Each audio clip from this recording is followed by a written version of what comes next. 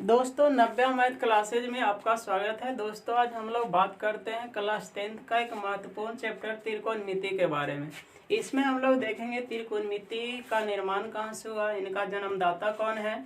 इसके बाद हम लोग देखेंगे त्रिकोणमिति का प्रयोग कहाँ किया जाता है, त्रिकोणमिति जो निष्पत्तियाँ होता है उसका नामकरण किस प्रकार से किया जाता है। तो यहाँ पे हम लोग बात करते हैं त्रिकोणमिति। त्रिकोणमिति शब्द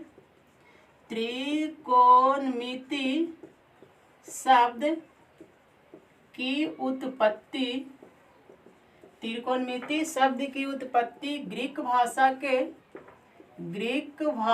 के तीन शब्दों को मिलाकर बना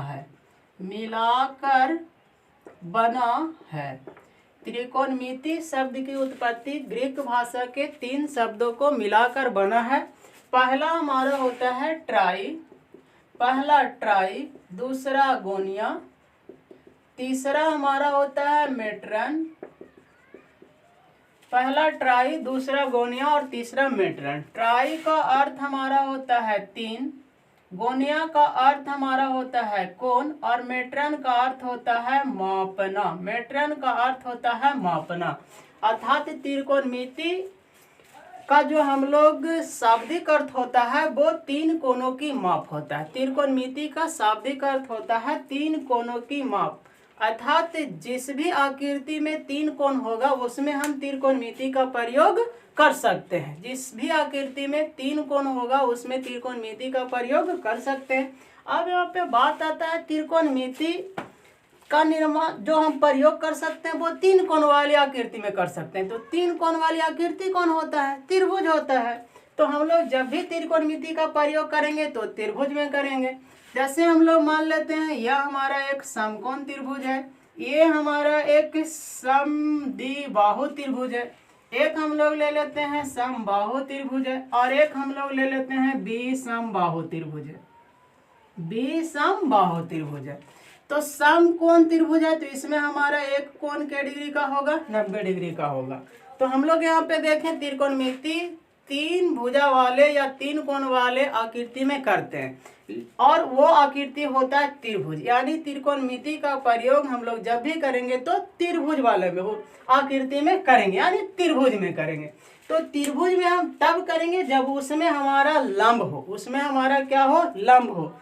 जब तक लंब नहीं होगा यानी कोई कोण हमारा 90 डिग्री का नहीं होगा तो हम त्रिकोणमिति का प्रयोग नहीं कर सकते हैं। त्रिकोणमिति का प्रयोग करने के लिए हमारा कोई एक कोण हमारा 90 डिग्री का होना चाहिए। यदि नहीं है तो उसमें हम लोग लंब डालकर 90 डिग्री बनाएंगे तभी हम त्रिकोणमिति का प्रयोग कर सकते हैं। जैसे यहाँ पे हमारा त्रिकोणमिति जो ये हमारा समकोण त्रिभुज है, ये समकोण त्रिभुज में ऑलरेडी पहले एक 90 डिग्री है तो इसमें हम कर सकते हैं। यदि ये हमारा समद्विबाहु त्रिभुज है तो इसमें हम लोग यहाँ से लंब डालकर इसमें त्रिकोणमिति का प्रयोग कर सकते हैं।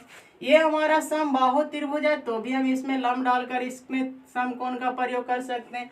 ये हमारा विषमबाहु त्रिभुज है तो इस भुजा को बढ़ाकर इसमें हम लंब डालकर इसमें त्रिकोणमिति का प्रयोग कर सकते हैं। यानी त्रिकोणमिति का प्रयोग करने के लिए हमें हर हाल में क्या करना पड़ेगा? त्रिभुज में लंब डालना पड़ेगा। यदि पहले से लंब है तो बहुत अच्छी बात है, जब तक लंब नहीं होगा हम उसमें त्रिकोणमिति का प्रयोग नहीं कर सकते हैं। अब इसके बाद हम लोग देखते हैं त्रिकोणमिति का जन्मदाता कौन है, त्रिकोणमिति का विकास किन्होंने किए थे। त्रिकोणमिति का विकास सर्वप्रथम भारतीय गणितज्ञ आर्यभट्ट के द्वारा किया गया था।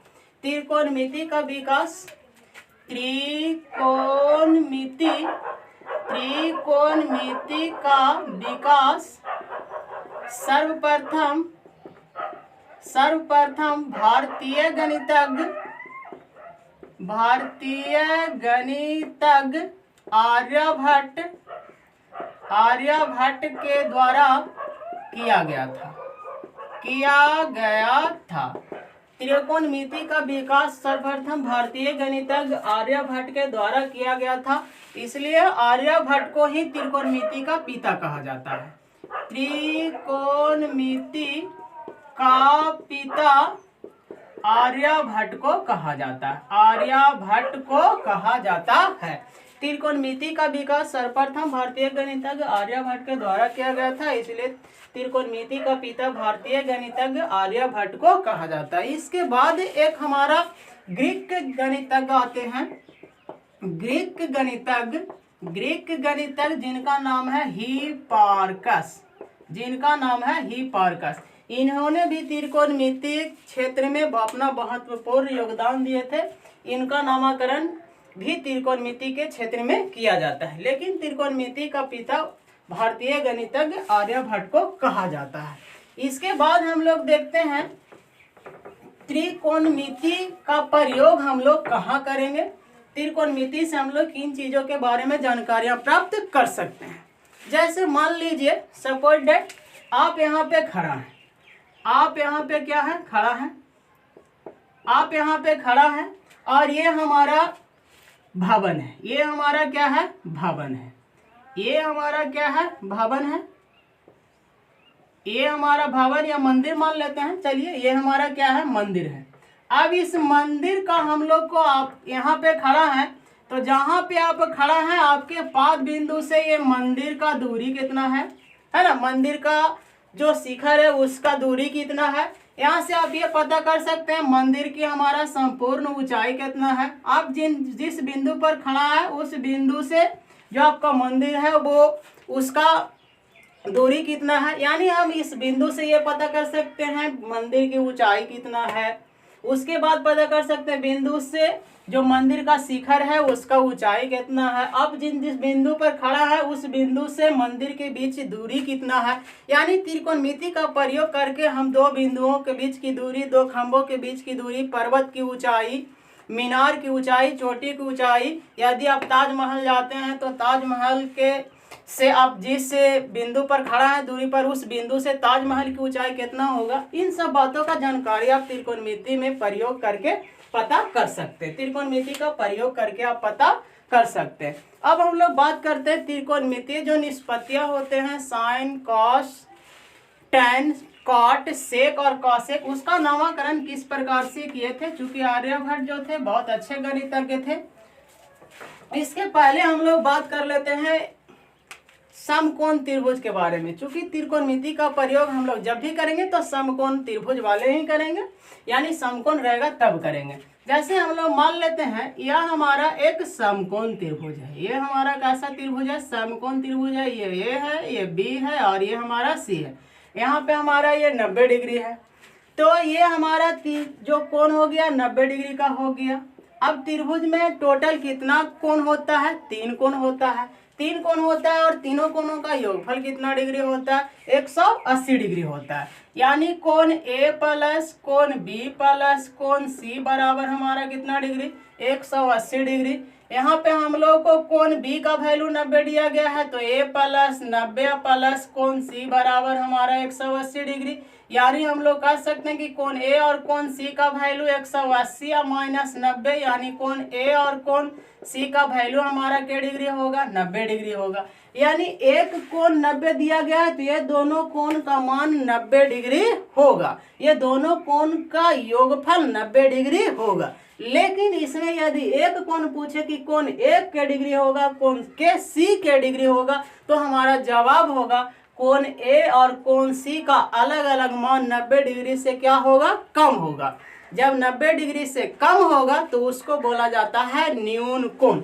यानी जिस कोण का मान 90 डिग्री से छोटा हो उसे न्यून कोण कहा जाता है, उसे न्यून कोण कहा जाता है। जिस कोण का मान 90 डिग्री से छोटा हो उसे न्यून कोण कहा जाता है। यानी कोण A और कोण C का जो वैल्यू है वो 90 डिग्री से छोटा है, इसीलिए कोण A और कोण C हमारा कैसा कोण है, न्यून कोण है। जब ये हमारा न्यून कोण है तो इसमें हम लोग क्या करेंगे, जब ये हमारा न्यून कोण है तो हम लोग यहाँ पे न्यून कोण से संबंधित ही बात करेंगे। यदि इसमें हमारा कोण C के बारे में पूछे, कोण C के बारे में पूछे तो हम लोग क्या जवाब देंगे, कोण A के बारे में पूछे तो हम लोग क्या जवाब देंगे। देखते हैं यहाँ पे जब भी हमारा एक समकोण होगा तो उसमें 3 कोण होगा, 3 भुजा होगा। सबसे जो बड़ी भुजा होगा, सबसे बड़ी जो भुजा होगा उसको कहा जाता है कर्ण। ये हमारा है बड़ी भुजा। बड़ी भुजा जो है उसको बोला जाता है कर्ण, इंग्लिश में इसको बोलते हैं हाइपोटेनस।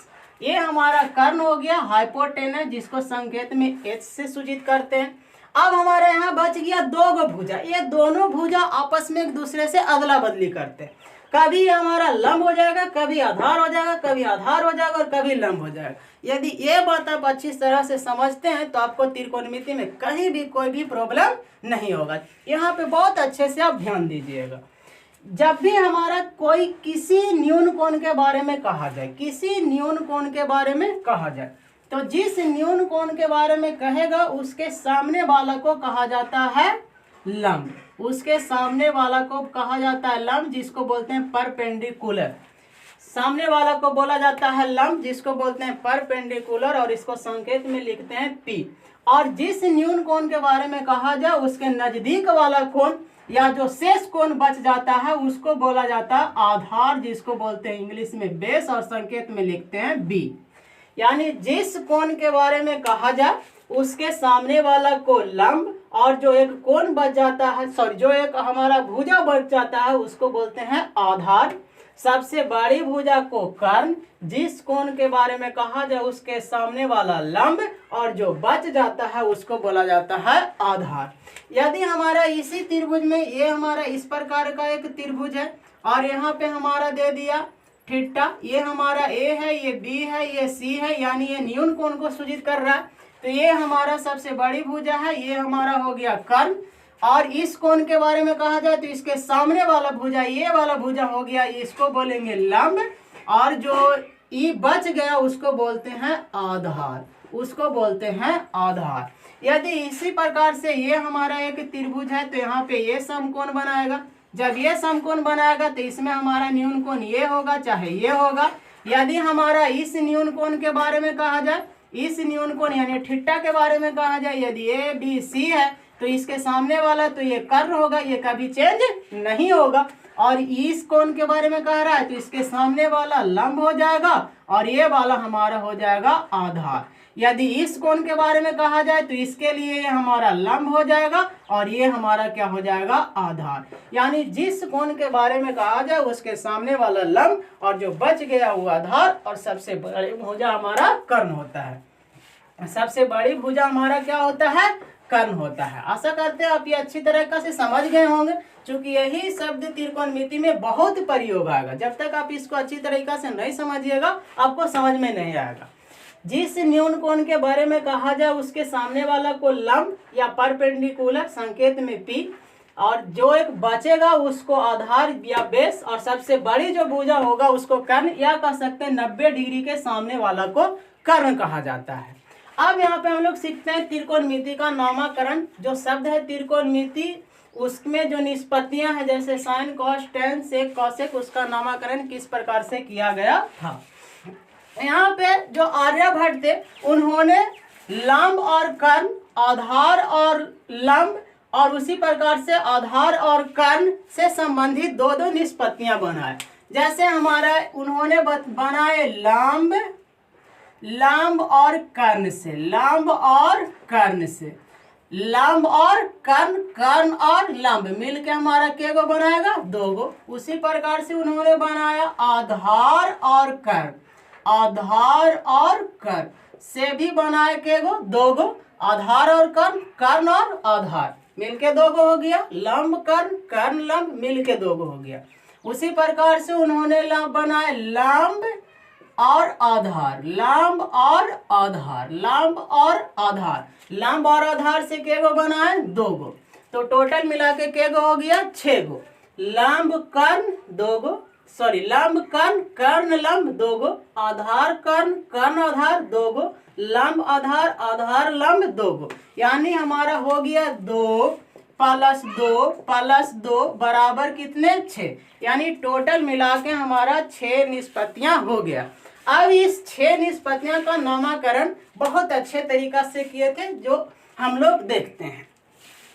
उन्होंने क्या किया? लंब और आधार ले लिया, लंब और कर्ण, लंब और कर्ण। पहला उन्होंने लिया लंब बटा कर्ण, लंब बटा कर्ण। या इसको हम लोग कह सकते हैं P/H। दूसरा उन्होंने ले लिए बउआ आधार, आधार और कर्ण, जिसका उन्होंने लिखा B/H। तीसरा उन्होंने लिखा बउआ लंब, लंब बटा आधार, लंब बटा आधार P/B, P/B। और चौथा उन्होंने लिया आधार, आधार बटा लंब, आधार बटा लंब यानी B/P। और पांचवा उन्होंने लिया कर्ण, कर्ण बटा आधार, कर्ण बटा आधार यानी H/B। और छठवा उन्होंने लिया कर्ण बटा लंब, कर्ण बटा लंब यानी H/P। सबसे पहला लंब बटा कर्ण, वहां पे हम लोग देखे होंगे इसके पहले जो लंब और कर्ण से था, कर्ण और लंब से था, उसी से आया लंब बटा कर्ण, आधार बटा कर्ण, लंब बटा आधार, आधार बटा लंब, कर्ण बटा आधार और कर्ण बटा लंब। लंब बटा कर्ण को उन्होंने हिंदी में नाम लिखा जया, उन्होंने हिंदी में नाम क्या नाम दिया जया। उसके बाद आधार बटा कर्ण आया, उसका उन्होंने नामकरण रखा को जया, को जया। उसके बाद उन्होंने लंब बटा आधार जो हुआ उसका उन्होंने नाम रखा स्पर्श जया, स्पर्श जया।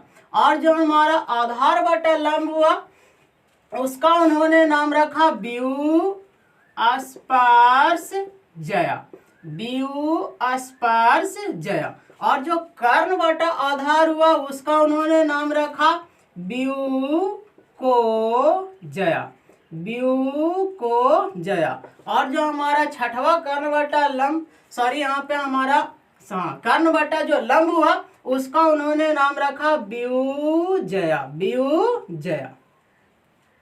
यहाँ पे हम लोग देखेंगे जो हमारा लंब बटा कर्ण था उसका हिंदी में नामकरण जया, जो हमारा आधार बटा कर्ण हुआ उसका को जया, लंब बटा आधार हुआ उसका स्पर्श जया, आधार बटा लंब हुआ उसका व्यू स्पर्श जया, कर्ण बटा आधार हुआ उसका व्यू को जया और कर्ण बटा लंब हुआ उसका उन्होंने नाम रखा व्यू जया।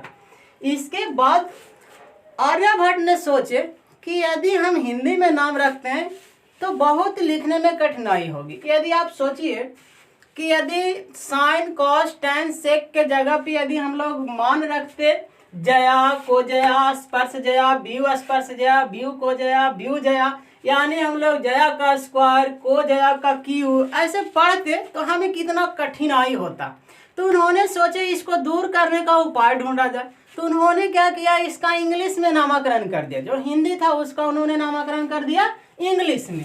जया को उन्होंने लिखा साइन, जया को उन्होंने क्या लिखा साइन, को जया का उन्होंने लिखा कोसाइन और स्पर्श जया का उन्होंने लिखा टैजेंट और व्यू स्पर्श जया को लिखा उन्होंने कॉटेंट और जो व्यू को जया हुआ उसका उन्होंने लिखे को सेकेंड।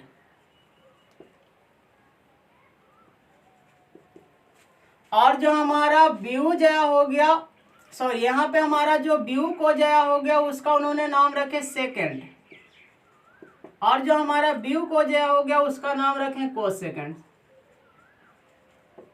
यहाँ पे हमारा जया का उन्होंने नाम रखा साइन, व्यू को जया हो गया उसका कोसाइन, स्पर्श जया को टैजेंट, व्यू स्पर्श जया को कॉटेंट, व्यू को जया को सेकेंड और व्यू जया को कोसेकेंड। अब उनको लगा कि ये बड़ा बड़ा नाम है, साइन, कोसाइन, टैजेंट, कॉटेंट। यदि साइन कॉस टैन के जगह पे उसका भी नामकरण लिखते हैं तो बहुत बड़ा हो जाता है। तो उन्होंने क्या किया, इसका शॉर्ट में नामकरण कर दिया। साइन को लिखे साइन, साइन को क्या कर दिए साइन, सिर्फ साइन, और कॉस को कॉस, टैन को टैजेंट जो लिखते हैं उसको टैन, कोसाइन को कॉस, साइन को साइन और कॉटेंट को कर दिए कॉट और सेकंड को कर दिए सेक और को सेकंड के कर दिए कॉसेक, को सेकंड को क्या कर दिए कॉसेक। अब उनको लगा कि ये बहुत परफेक्ट नाम है, बहुत अच्छे गणितज्ञ थे। उन्होंने सबसे पहला जो लंब बटा कर्ण, आधार बटा कर्ण ऐसे लिखते हैं, ये बहुत हार्ड था लिखना। उसके बाद उन्होंने शॉर्ट नाम कर दिया PYH, BYH, PYB, BYP, HYP, HYP, इस प्रकार से उन्होंने कर दिया। तो अब उसके बाद हमेशा ये लिखना वो भी कठिन था, तो उसका हिंदी में नामकरण कर दिए, जया, को जया, स्पर्श जया, व्यू स्पर्श जया, व्यू को जया, व्यू जया। उसके बाद उन्होंने क्या किया, इसका अंग्रेजी में नामकरण कर दिए और उसके बाद शॉर्ट में कर दिए, साइन, कॉस, टैन, कॉट, सेक, कॉसेक। बहुत अच्छा नाम है, बहुत इंटरेस्टिंग नाम है। तो इस प्रकार से उन्होंने इसका नामकरण कर दिया। अब उसके बाद एक सिर्फ साइन, कॉस, टैन, कॉट, सेक, कॉसेक बोलने में अच्छा नहीं लगता, तो हम लोग यहाँ पे सबके आगे ठिट्टा लगा देते हैं। Sine theta, cos theta, tan theta, cot theta, sec theta और कॉसेक थीटा, है ना। इस प्रकार से हम लोग पढ़ते हैं, sine theta, cos theta, tan theta, cot theta, sec theta और कॉसेक थीटा। आशा करते हैं आप लोग इतना अच्छी तरीका से समझे होंगे। इसके बाद हम लोग आगे देखते हैं कुछ फार्मूला, इसमें हम लोग देखते हैं जैसे साइन थीटा बराबर हमारा P/H होता है, कॉस थीटा बराबर BY/H होता है, टैन थीटा बराबर PYB होता है, कॉट थीटा बराबर BYP होता है, सेक थीटा बराबर HYB होता है, कॉसेक थीटा बराबर HYP होता है। तो इसको हम लोग याद कैसे रखेंगे, इसको हम लोग याद कैसे रखेंगे, वो चीज हम लोग यहाँ पे देखते हैं। इसको आप लोग अच्छी तरीका से याद कीजिएगा, लिखिएगा वीडियो को पॉज करके। यहाँ पे हम लोग देखेंगे त्रिकोणमिति जो सूत्र है उसको हम लोग किस प्रकार से याद करते हैं, रखते हैं। चलिए यहाँ पे हम लोग लिखते हैं कुछ इस प्रकार से, PBP, HHB, PBP, HHB, इस प्रकार से हम लोग लिखते हैं। अब इसको याद कैसे रखेंगे, बहुत सारा फंडा है इसको याद रखने के लिए। जैसे पंडित बद्री प्रसाद हरे हरे बोल, पंडित बद्री प्रसाद हरे हरे बोल, यानी P/H हमारा हो गया साइन थीटा, H/P हो गया कॉसेक थीटा, B/H हमारा हो गया कॉस थीटा, H/B हमारा हो गया सेक थीटा, P/B हमारा कॉट थीटा और B/B हमारा हो गया कॉट थीटा। यहाँ पे P/B टैन थीटा होता है। अब उसके बाद ऐसे नहीं तो इस प्रकार से भी रख सकते हैं, पाकिस्तान भूखा पड़ा, पाकिस्तान भूखा पड़ा और हिंदुस्तान हरा भरा, पाकिस्तान भूखा पड़ा और हिंदुस्तान हरा भरा। तो हमारा P से पाकिस्तान, B से भूखा और P से पड़ा, हिंदुस्तान का मतलब H और हरा भरा का मतलब H और पड़ा का मतलब हमारा हो गया, हरा भरा का मतलब हो गया B, यानी P/H हमारा हो गया साइन थीटा, H/P हमारा हो गया कॉसेक थीटा, B/H हमारा हो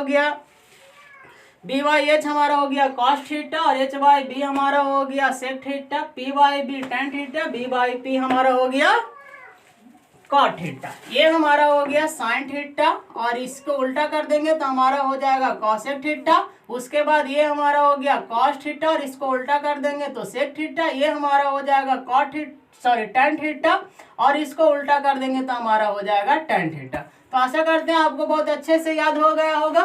साइन थीटा बराबर P/H, कॉस थीटा बराबर B/H, टैन थीटा बराबर P/B, कॉसेक थीटा बराबर H/P, सेक थीटा बराबर H/B, टैन थीटा बराबर B/P। अब इसके बाद हम लोग देखते हैं अगले वीडियो में, इसके बाद हम लोग अगले वीडियो में इससे संबंधित बहुत सारा फार्मूला देखेंगे, उसको एकदम चुटकियों में आपको याद करके बताया जाएगा। आप आशा करते हैं इसके बाद वाला वीडियो देखिएगा और यदि आपको यह वीडियो अच्छा लगा है तो अपने दोस्तों के साथ शेयर कीजिए, इसको लाइक कीजिए, सब्सक्राइब कीजिए और हाँ, बेल आइकन को दबाना नहीं भूलिए। Thank you.